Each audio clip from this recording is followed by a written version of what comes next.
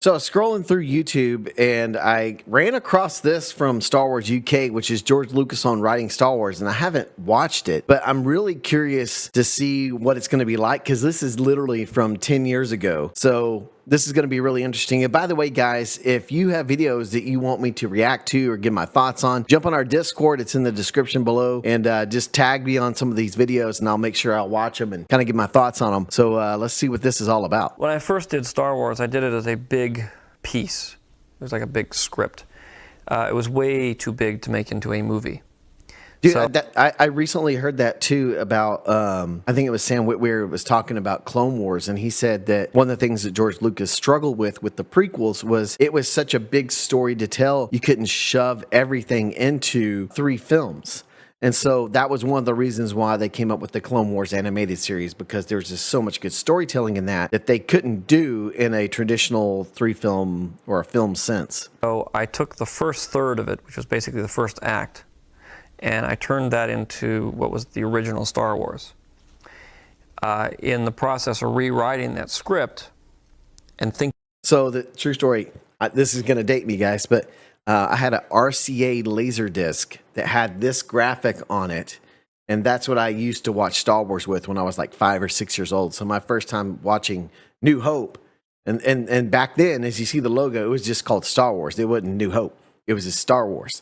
But that's what I used to watch Star Wars on, and what got me hooked back in the day. Thinking of it as only a movie and not the whole, trilogy, I decided that Ben Kenobi really didn't serve any useful function after the point he fights with Darth Vader.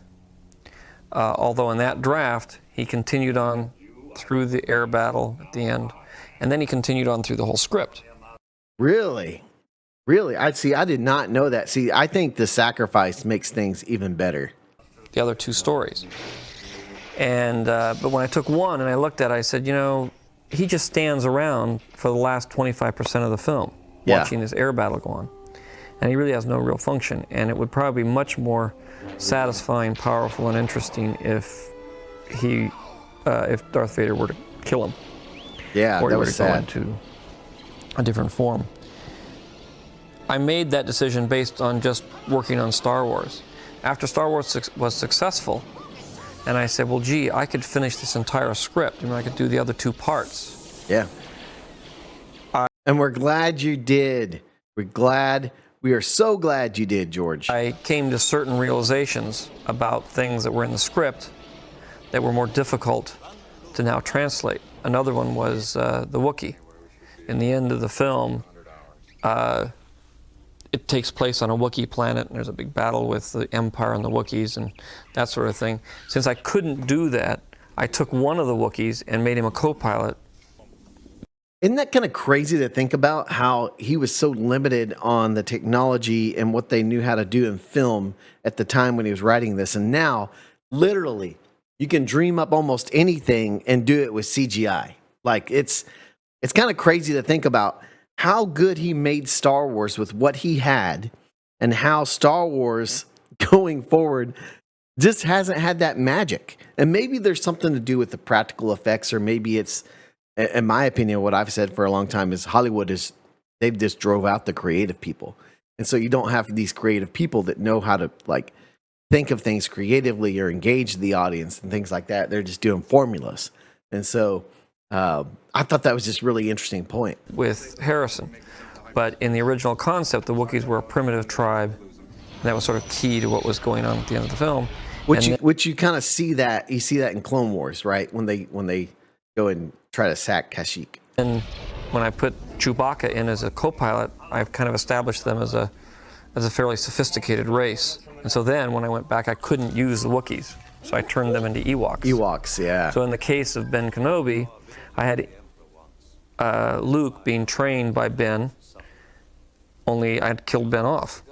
So now I had to come up with another Jedi who was older and wiser and shorter than Ben to train Luke. Yoda. And that's how, Yes. that was the beginning premise of Yoda. That's pretty cool, man. That was pretty cool, man. That was that was pretty awesome right there. I got to say that was pretty cool up on my my watch list here. But that was basically George Lucas talking about Star Wars New Hope. I mean, it's interesting to me to see the progression since George has left of what Star Wars has done. And I really think going forward, a writer that can recapture the imagination of audiences and recapture the magic of Star Wars from the original trilogy and the prequels, it's got to be Jon Favreau. The guy is a great writer. Great writer. And I mean, he's done a lot of really cool things. And man, I would really like to see maybe John like step up in some role or fashion in Star Wars more than just The Mandalorian. Make sure to like and subscribe, or we will execute Order 66. Check out our other videos on the screen as well.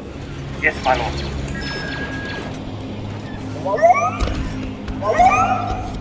Bastard!